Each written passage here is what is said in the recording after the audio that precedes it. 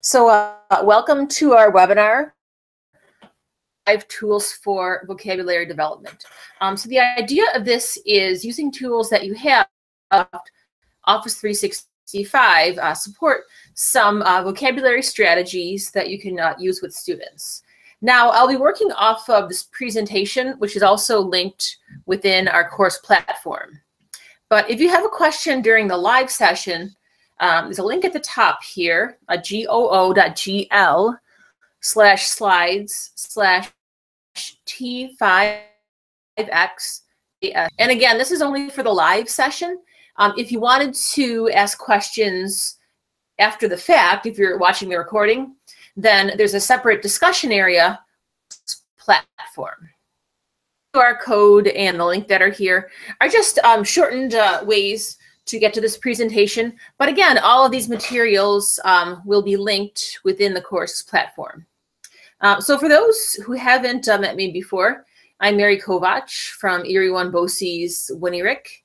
My background is as a library media specialist. I also worked for WNED on the Think Bright website, which was their educational website initiative and television initiative.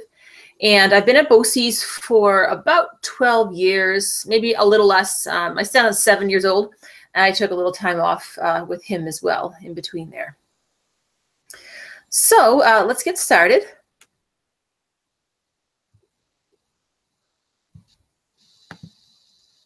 Okay, and we're going to start by talking about Robert Marzano's 6-step process for vocabulary terms.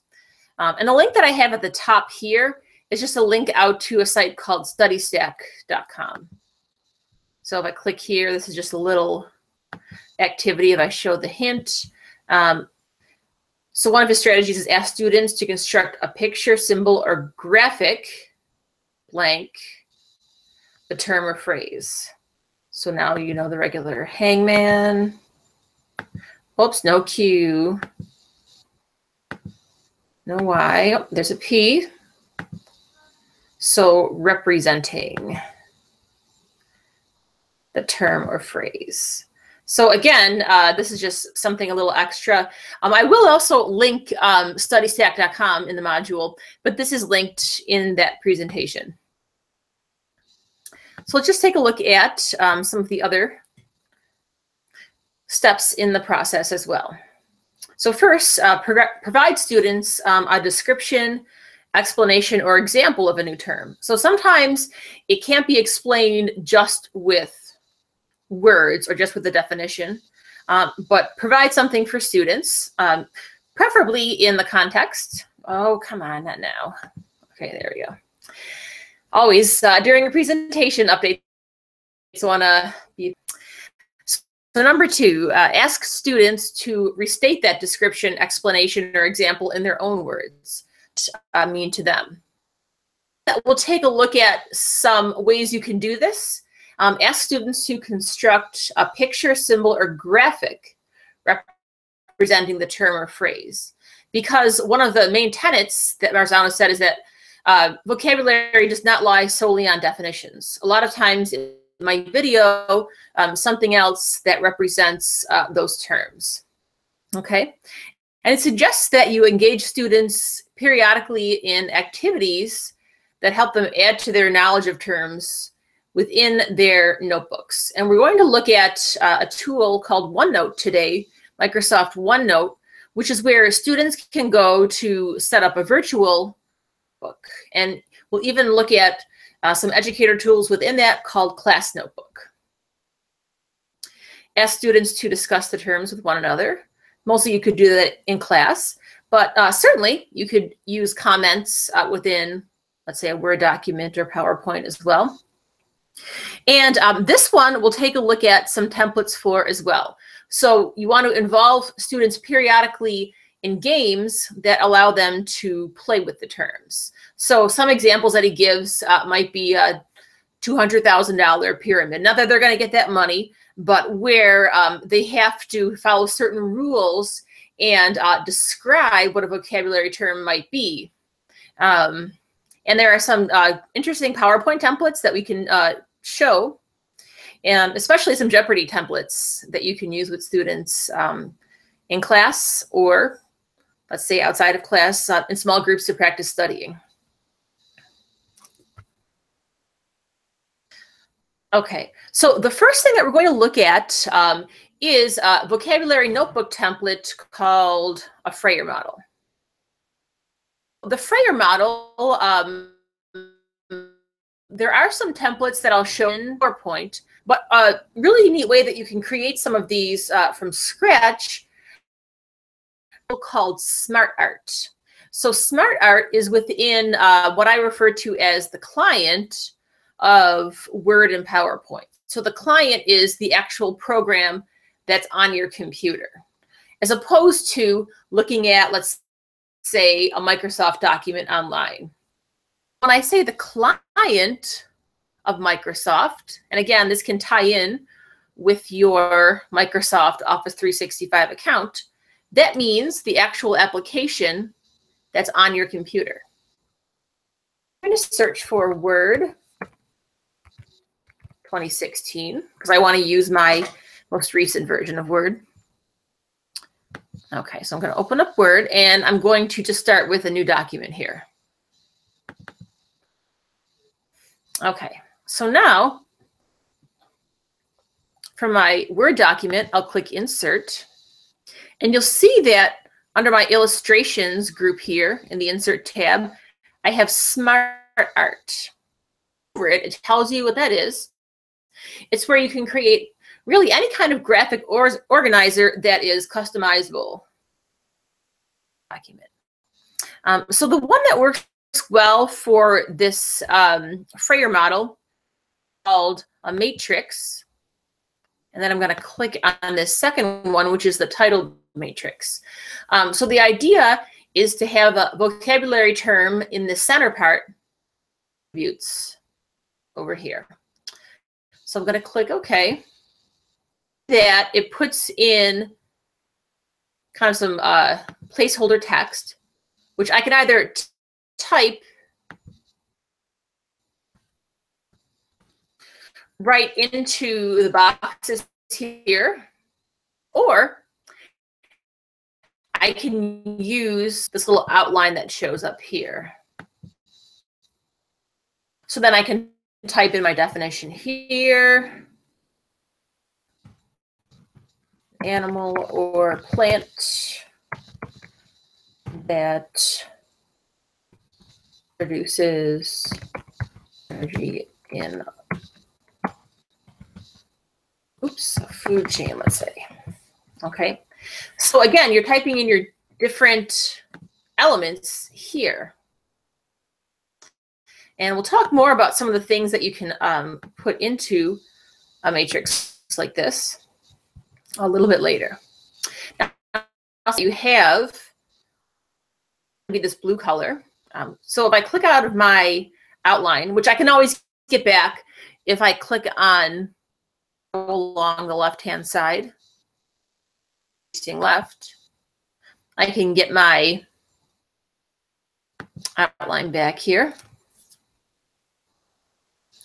Okay, so I can also, once I select my Smart Art, I can go up here to the Design tab under my Smart Art tools, and I can change the color scheme.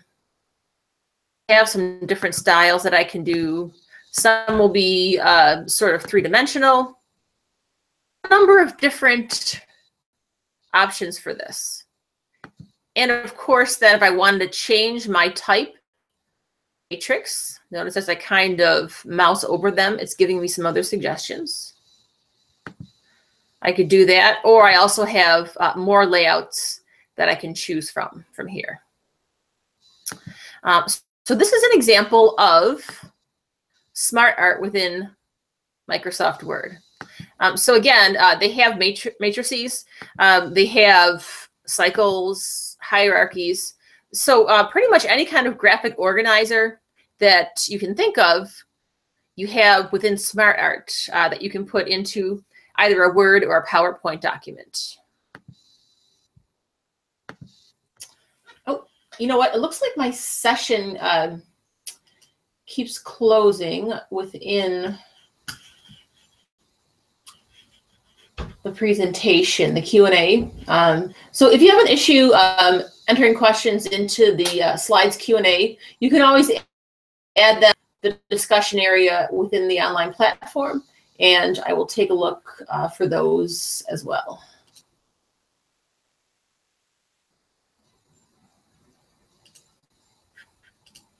Okay.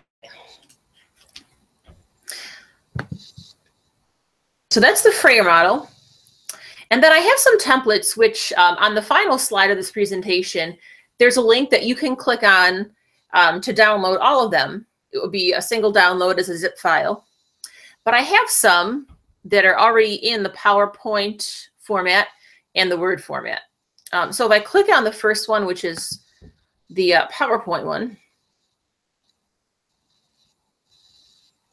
Now this one I can either edit in the browser, or I can edit it in the PowerPoint program. So again, if you decide to download these templates, you could always either edit it right there on your computer, or if you upload it to your own OneDrive, then you can also edit within your browser.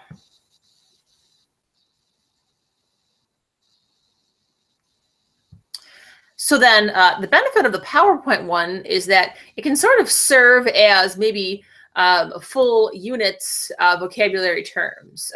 But again, some of these terms we know are going to be revisited later in the year. And again, that's part of what Marzano says is vocabulary terms should be revisited throughout the study of a year to see how they relate between topics and to see how students have developed their understanding. So if you did need more slides, you always have the option to copy a slide and then paste a new one in. So you can click, when I click on a slide, click copy.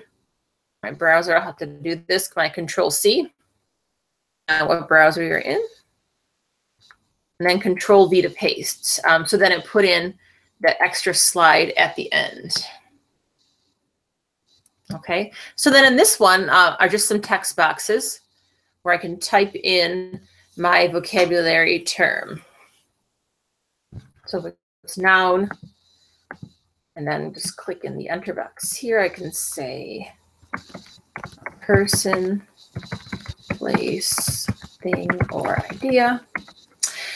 Now, if you're working online, then this is going to actually save automatically.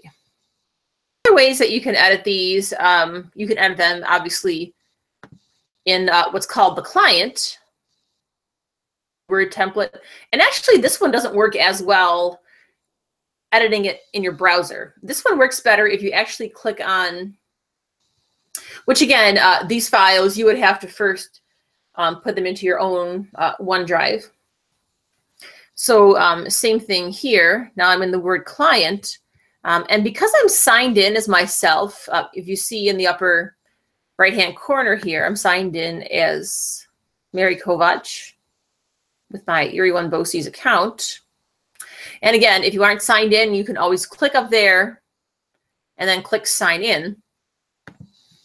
Or if you're pulling a document down from the cloud, it will prompt you to sign in with your Microsoft account. So once I do that, I have to click save each time I make a change.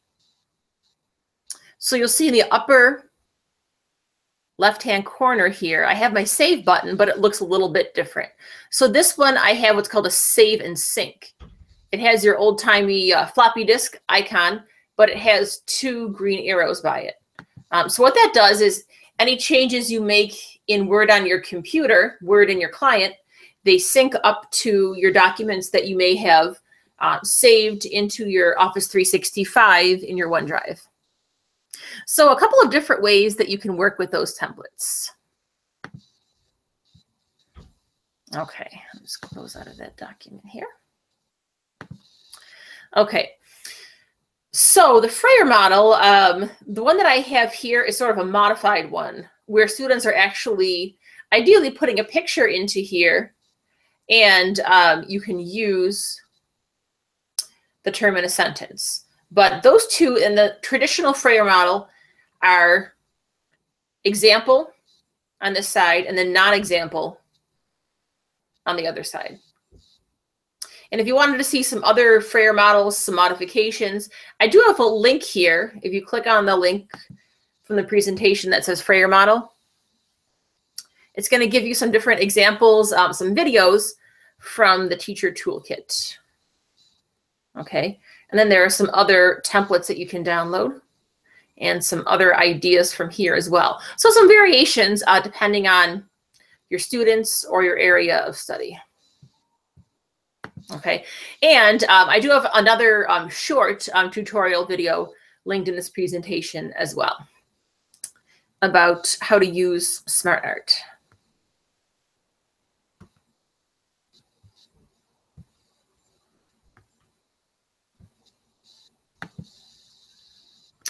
Okay, I'm just going to check some questions here. Don't see any so far.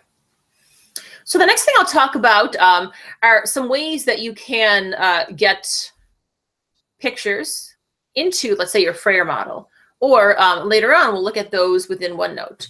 But let's say you are using the PowerPoint or the Word templates, and you want students to have to draw their own representation. So one way you can do that is if you go to the Shapes tools and you choose what's called the Freeform Scribble. So this tool allows you to free draw. There are a lot of tools in there, for example, if they wanted to draw a circle, a square, and a triangle to build something, you can certainly use those tools as well. But the Scribble allows you to do a free draw. So let me just go back here. I'm going to open up Foursquare templates, and I believe this is one that is my own copy. So let me just, oops. Okay, here it is. So let's say that now I'm going to have students draw their own picture. Now, if you have touch screen surfaces or a device that has a touch screen, it's really ideal. But I think with a mouse, you can still do a decent job, especially since there are a number of drawing tools. So in here, I'm going to click on, and I'm going to click on Shapes, Redraw, Scribble here.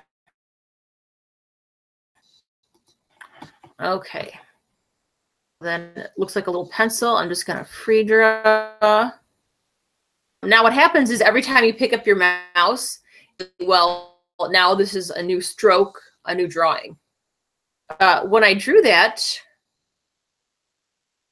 and it's selected, I get some different drawing tools that pop up. So I can format it with different line thicknesses and colors if I want to.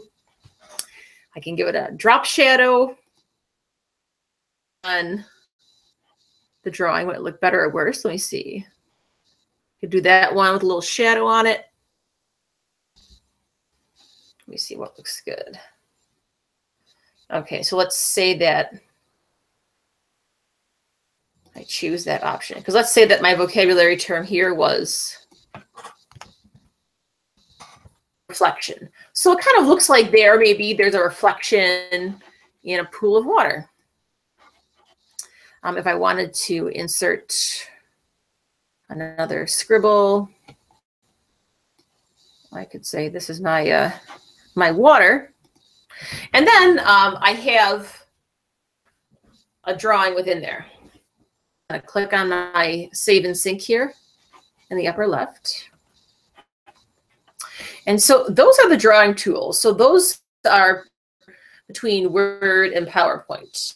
Talk about inserting images, which is client or online.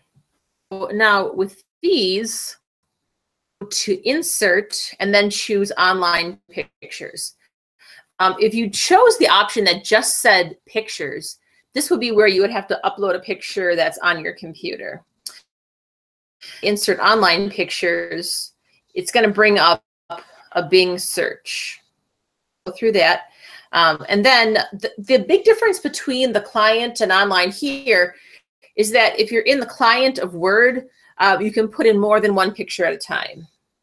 Version, you can only select one picture to bring in. So kind of show you the difference here. Okay, so let's say I'm in this box and I click on Insert and I want to choose online pictures. Because again, if I choose just regular pictures, then it's going to put in a picture that I have on my computer, something that maybe I've already downloaded. So I'm going to want to choose the online pictures. And I'm going to search here. So I'm going to search for a picture of water. Okay. I kind of like this. You can see the waves, some reflection of the light. Now, what it does is, by default, it filters the images for Creative Commons, which means ones that would be copyright to use. If you weren't concerned with that, for example, it's just something that you're doing on the fly in class and there weren't any acceptable images, I mean, you could clear the filters. Better safe than sorry, and I usually find some pretty good images just by keeping it to the Creative Commons. But you can also filter by color, by the type of image. So if you want just a photograph or just a clip art or drawing, and you can filter by size as well. So let's say that I want this one. I'm going to click, and I could select multiple ones just by clicking both of those in a row. And then click Insert. Okay. So then you can see actually it downloaded both of those pictures. It's just that both won't fit in at the same time. I would have to make them a little bit smaller to fit them both into that box. Now we'll take a look at something else that you can insert. You can insert an online video.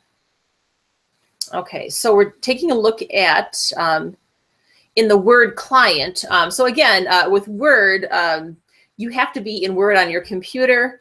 You can't put them in the online version. But PowerPoint, you can put them into any slide. So I'm going to open up PowerPoint and go to Insert and then choose Online Video. And then you have the choice of searching Bing or YouTube.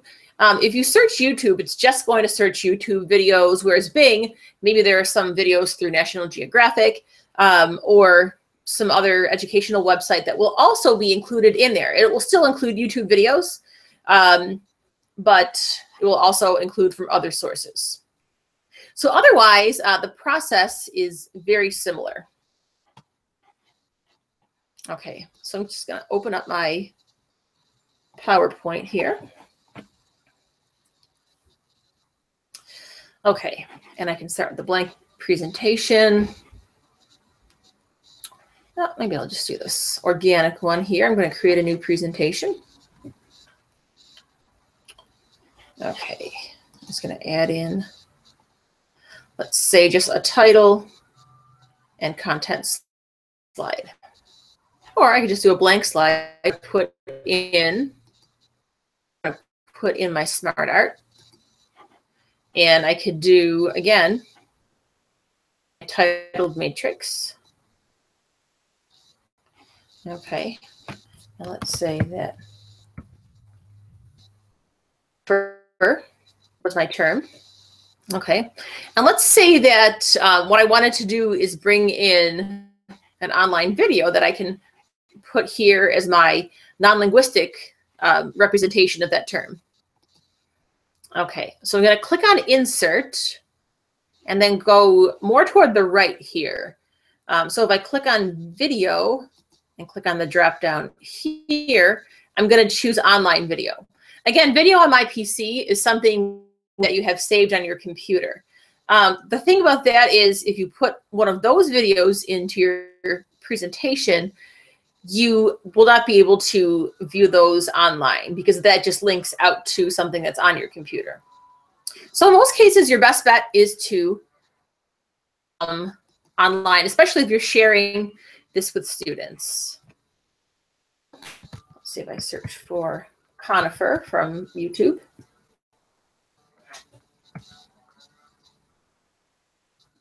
Okay, so you can see that I have some different videos.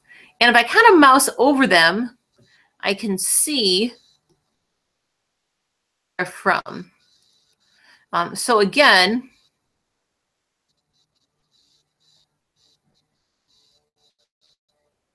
if I click on any of these, I can also see a preview of them as well.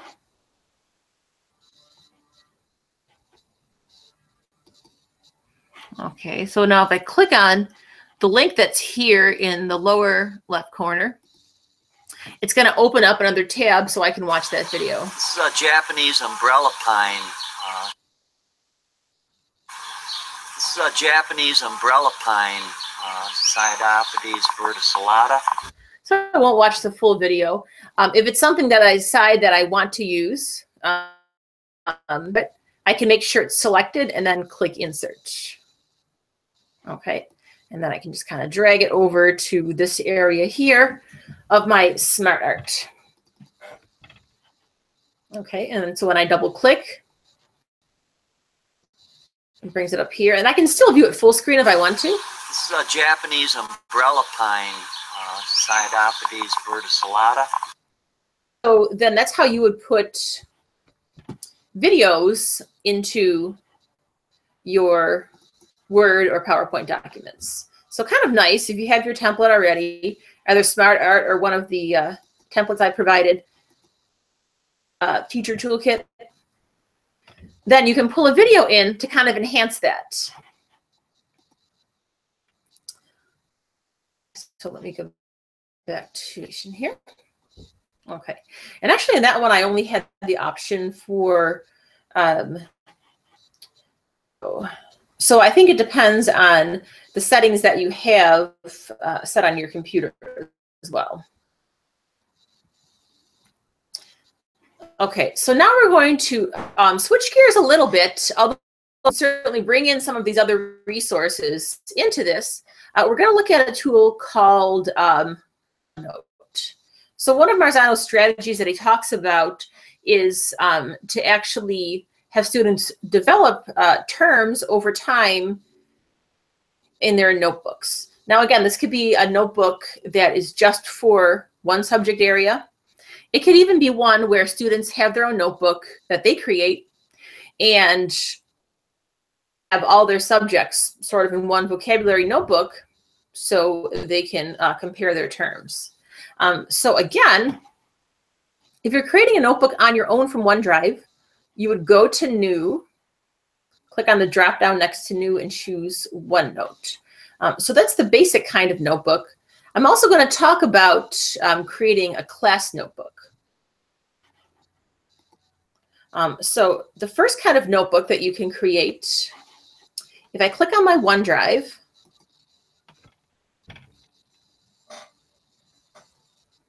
and I have multiple cells of Office 365 open here, just so I can kind of show you from both the teacher and student perspective. Okay, so this would be true for both students and teachers, actually. If you go to New, you can create a new OneNote notebook. Okay, so let's say vocabulary.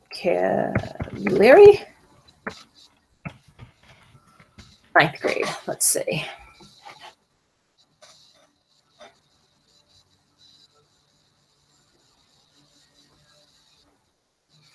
Okay, so now when I start this notebook, what I have within my notebook is my first section and page. So the way that OneNote is organized is you have a variety of sections. As you can kind of tell, you'll see that I have a little tab here. So think about a physical notebook that you have. You're going to have, you know, those little tabs that stick out to mark the different sections of your notebook. So let's say that, you know, this section, I'm going to call this, right-click and rename. I'm going to call this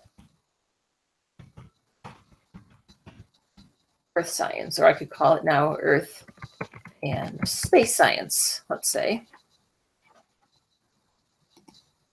Okay, and then I have my page within that, so then I can have a variety of pages.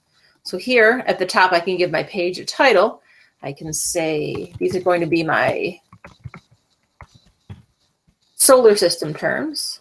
Okay, and then in here, if I wanted to add a new page, you can see that if I go to the bottom of where it says solar system, I can click a new page. Let's say this one is, I'll call this water cycle, let's say. Okay, and then on the far left here, let's say I'm going to right click. I scroll down to the bottom here, and I'm going to click on insert a new section. So then I could have, you know, ELA 9, let's say. Click OK. And so again, here I can say capture in their eye, let's say. Maybe I'm organizing these by the books that I'm studying. Okay, so now I have, you'll see different tabs. This one over here, ELA 9 is sort of a purplish. This one is red. And then I have my pages within each section. Okay, so this one has just catcher in the rye. And then within the page, you can put any number of things, and we'll take a look at some more of what those are in a second. Okay, so just back to the presentation here. We're going to take a look at also how you can open those up in the client on your computer. So right now, I've shown you how you can create a OneNote notebook online. And I would recommend that if you're creating OneNote notebooks or OneNote class notebooks, which we'll look at, I would recommend that you start it online, and then you can bring it down into the client. And I'll show you how you can do that. So again, this is looking at the client version. It will look slightly different, where you'll have your sections. You can add sections at the top here in your pages. And you'll also see your tabs along the top horizontally as opposed to along the side vertically. So it's going to be the same notebook. It's just going to look a little bit different. Okay. So now I'm going to open up OneNote here on my computer. Okay, let me just check for questions here quickly again. Does it seem like we are having some issues for a time? Okay, so here's OneNote, and here is another notebook that I have been working on before. So now I'm going to go to this drop down next to the one that says ELA period 3. And then I can click on either add a notebook from here, which I like to add them online, or I can click on where it says open other notebook. So if it's not one of the ones that I have pinned here, I can click on open other notebooks. Okay, so now I'm going to go into my Microsoft account here. And I'm going to go into my notebooks. Okay.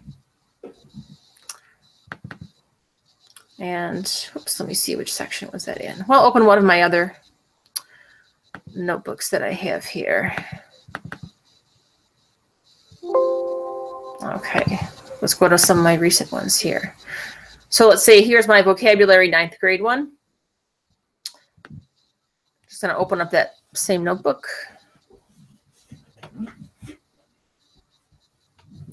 So it was listed under recent because that was one of the recent notebooks that I did. Now it says this page hasn't synced yet. So you'll notice that up here at the top, it has a little sync icon. So it looks like 2 arrows with a little green dot. That means that right now this notebook is in the process of syncing with whatever I did online. Okay, so obviously I haven't put anything in here yet, but you can see that it has the same sections.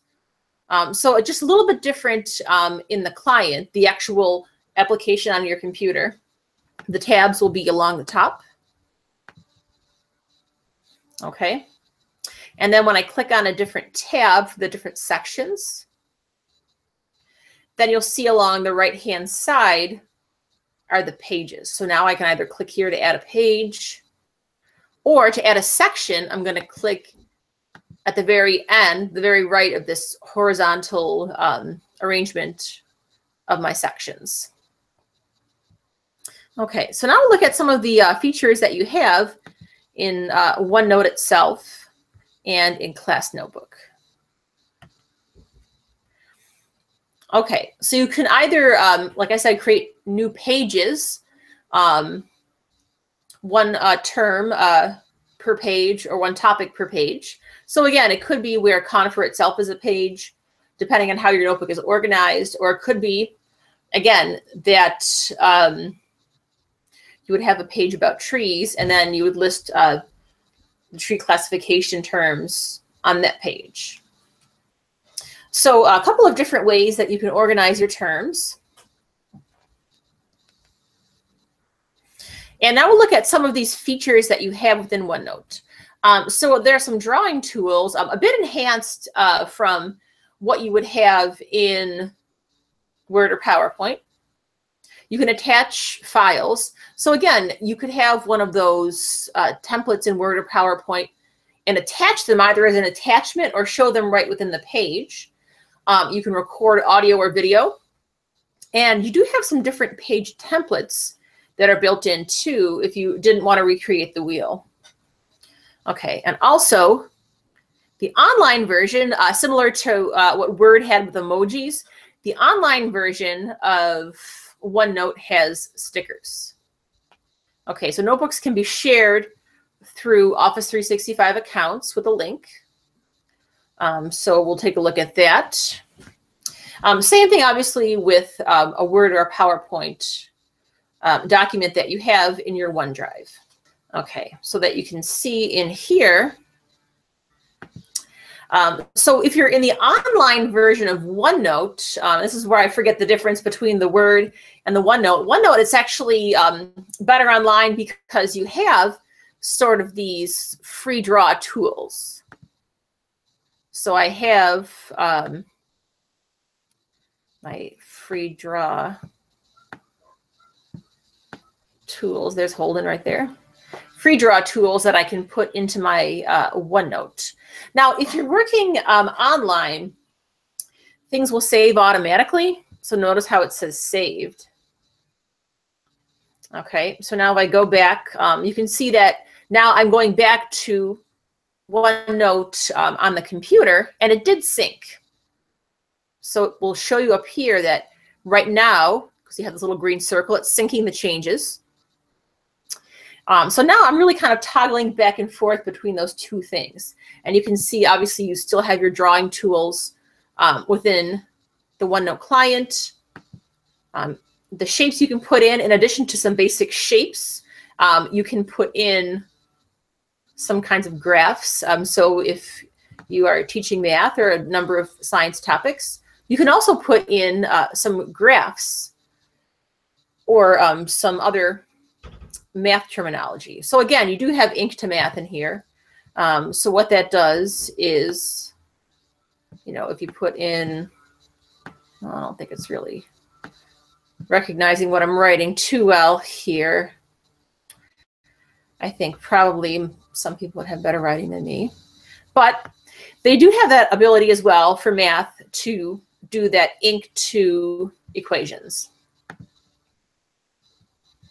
Okay. So now I'm going to go back to my online here, and you can see that it's synced right away. So some other things that you can insert into here. And if you're in the online version, you have those stickers. So what's nice about this is students can customize, or teachers can customize any of these stickers. So let's say I want to put in the sad lemon here. I can say blah, blah, blah, and then click done. Okay, so it's going to put in that little sticker here. So again, it could be something that students use and they, you know, customize, or teachers could use it for actual student feedback. Whoops, now I have two little I'm sads in there. Okay, he's really sad. Okay, so those are my stickers. And you can see if I go back to my client, which is the application on my computer, it's synced here. If I want to kind of move these guys around, I can. So some other things that I can do. If I go to Insert, I can either record audio or I can record a video of myself. So students can describe the terms if they want to. So let's say that my term here, I'm just going to click here to put in a text box. I'm going to call this malaise. Let's say that that's my term. Just make that a little bit bigger. Okay, so let's say my term is malaise or malaise, however you would like to say that. And then as a student, I can go over to record audio or video.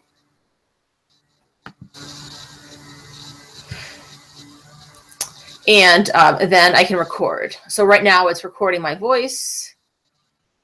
And I'm going to click stop. Okay, and then I can play that back. And then I can record. So right now it's recording my voice.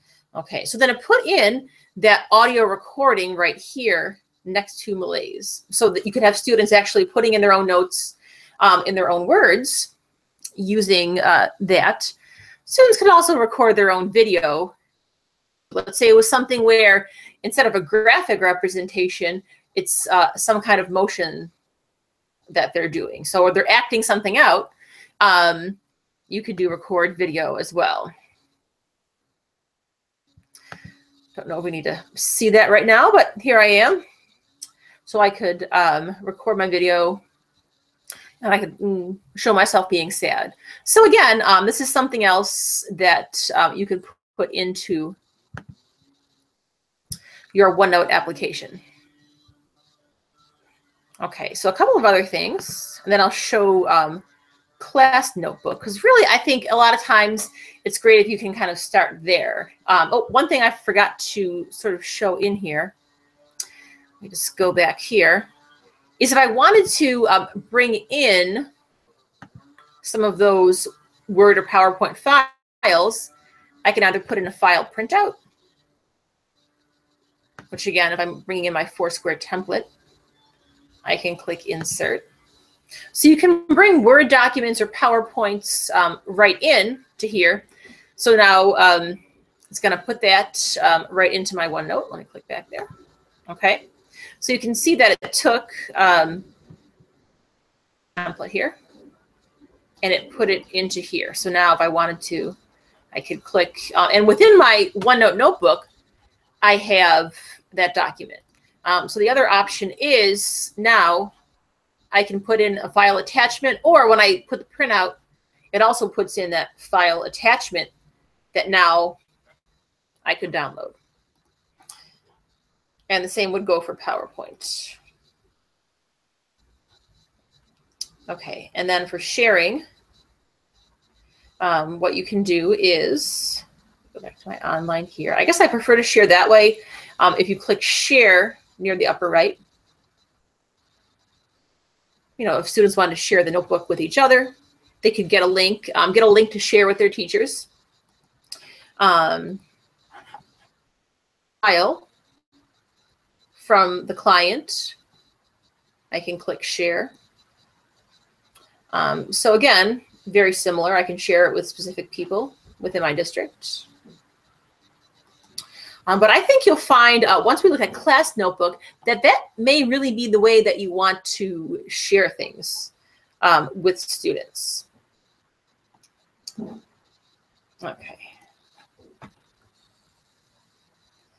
Okay, so something else that you can do within just the client of OneNote is you can put in tags. So let's say that you're tagging parts of speech or terms that are important. That's something else that you can do through your OneNote client. let me go back to my ELA here. So let's say that I wanted to tag this. I'm going to click on my home tab here. I have this selected. And now you'll see that I have a number of tags that are already put in there. So let's say I wanted to mark this as important. It puts a little star by it. But some other options that you would have, let's say students had a question about something, they can put in a question tag. The other option is you can scroll to the very bottom here and click on Customize Tags. So let's say that you wanted to create a new tag for, let's say, parts of speech. So I'm going to create one that's called Noun. I can choose any symbol that I want to. Let's see what will be a good symbol for noun. I guess that really could be anything. So let's say I'll choose the flower because a flower is a thing, but it also represents an idea. And I'm going to click OK. Okay, so now I have noun. Okay, and now if I select Malaise here, I can click noun from my list of tags, and then it marks that tag. Okay, so then it's a way that you can mark things in your document, and next to find tags. So you can also then see the tags organized. So here I can have all my nouns marked together, my important things marked together in my tags summary. Now what's nice is I can search this notebook, or I can search all of my notebooks for that particular tag. So again, this would allow students to do sort of that cross-curricular look at their vocabulary terms, and even between units of study, between even years that they have been at school. So a number of options that you have there for tagging. Really, I think this is one of the tools where Microsoft, really has it. There's so much to it. They've really got it. So I'm going to show you then how you can set up a class notebook. So what's kind of nice about the class notebook is that you can easily share things with students and easily just create students with their own notebooks for your class. Of course, now this, if you created it for them through Class Notebook, it would just be for your class. But still, once you put students in once, they're in your class. They each have their own notebook with different sections to it, and they can add to it. And the teacher can always see what students do in their own notebook section. Now, what I would do is create them online under the Class Notebook tool. And if you're using the client of OneNote, you would actually need to install an add-in. So I have it linked from this presentation. It's an add-in that either you or an admin at your school would need to install so that you can use those class notebook features in the client of OneNote, in OneNote on your computer. Okay, so now I'm going to take a look at how you can set up your OneNote class notebook. Okay, I'm just going to refresh here quickly. Make sure we didn't have any other questions. Okay, and again, if you have questions later, I can get back to you about that. Okay. So I'm going to go back to, I'm just going to close out of here actually. And you should have then an icon that says Class Notebook, either from your opening page when you go into your Office 365 account, or when you click on your waffle, your app launcher up here in the left-hand corner. So in here, I also have a not classroom. Don't choose that one. That one's going away. Choose Class Notebook. Went away kind of fast there, so let me show you. Click on Class Notebook. Okay, so now from here, click on Create a Class Notebook, and then you can name that. So let's say I'm creating one for my Earth Science class, and I'll call this Period 2. Next. Okay, so it's going to tell you the sections that go into your notebook. So the collaboration space is where both teachers and students can edit content. So something you're working on together. Content library, where teachers can add things, can edit, but students can only view. And then students would get their own notebooks within your class notebook, where teachers can also edit, and students can edit any other content, but the students cannot see or edit the content of other students. So when students look at it, they'll only see their notebooks. When you look at it as a teacher, you're going to see a tab for each student. Okay, so when I click Next. Now, again, you can either type in student named, and if they're in your system, they should start to populate. So here I'm going to choose my Mary student, which is kind of my test person. I'm going to add her to my class and click Next. Now, let me go here. Okay, almost there. Okay, so again, you can then choose which sections are going to be within your students' notebooks. So you don't have to keep all of these. You certainly can if you want to, or you can deselect these. Let's say that you're not going to have, quizzes in there, although you might want to, because you can insert forms into a OneNote. You can always add more sections too, if you want to. And you can name those however you'd like. So for here, I'm going to click Next. Okay. And then click Create. Okay, and it may take a few minutes for that to pop up. But then the way that that looks, and I'll just show you an example from here. So let's say I'm going to go to, again, my ELA Period 3. So this is another notebook I set up with Class Notebook. You can see that I have my collaboration space. So when I click on that tab, I'm going to click on my little green arrow to go back. Content library. And then I also have separate notebooks for each of my students. Okay, so what's kind of nice about this, so let's say I'm just going to create a new section here for vocabulary. And I wanted to share the, Frayer template with the students. Okay. So now in here, I'm going to insert my file printout. So again, I'm going to put in my 4-square template, click Insert.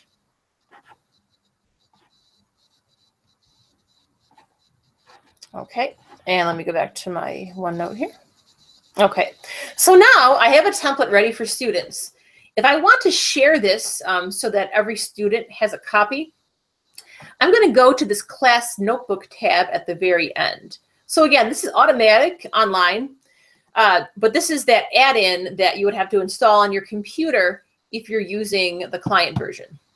Okay, so now what I can do is click on Distribute Page, or I can distribute a whole section as well if I had several different pages to share with them.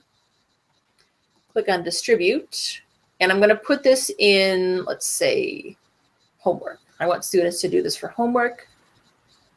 And so then what it does is, for each of my students, within their homework tab, it creates their own personal copy of that Frayer model.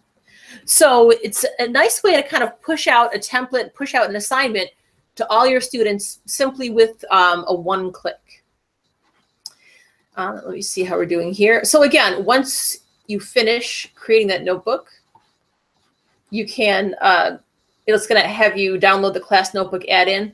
So again, if it's a school computer, you may need an admin person to install it. If you're at home, you could probably install that on your own. Okay, so just a couple of other things that I have here. So we talked about games. So within here, I have some different links for some PowerPoint games. So templates that you can download. If you click on this download link here, that's going to bring you to a folder that has all of my resources that you can download. So you can download that whole folder to your computer. It's going to come in as a zip file. And then you can just unzip that, and then you can use those templates. Okay.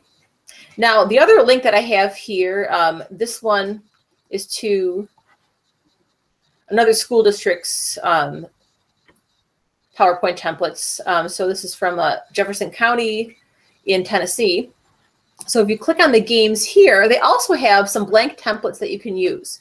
For example, for Who Wants to Be a Millionaire, for Jeopardy, Holiday Squares, which is similar to Hollywood Squares. So some different templates you can use to play games with your vocabulary terms. And we don't have a lot of time to look at those individually. But of course, if you have questions about how to edit those and use those, please don't hesitate to contact me or post a question to that discussion area. Okay, so now I'm just going to show you the rest of the materials that are within the online platform so that you can actually complete this and get credit. First, I'm going to type in here the secret code that you would need. Okay, so I'm just going to make that a little bigger in case it's harder to see on your screen. Okay, so the secret code you're going to need to take the quiz is notebooks. So notebooks is that secret code you're going to need to add when you go to the online platform. Okay, oh, I've got to re-sign in here. Hold on 1 second. Okay, so go to here. Okay, so within here, so this is the video which you're watching right now, so good job. If you didn't register for the session, even if you're watching the video recording, I would recommend that you click on the registration link, especially if you need those CTLE hours. I did open up the registration links now so that you can register even after the fact.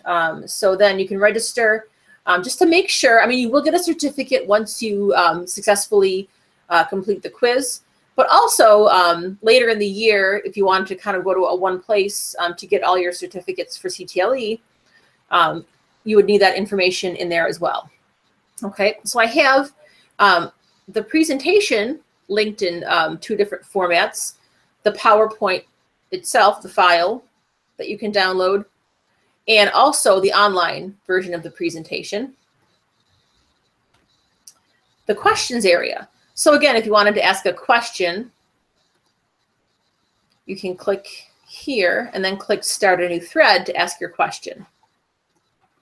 Okay, and then last but certainly not least, something that you'll need to complete this is the webinar quiz. So again, if I click here,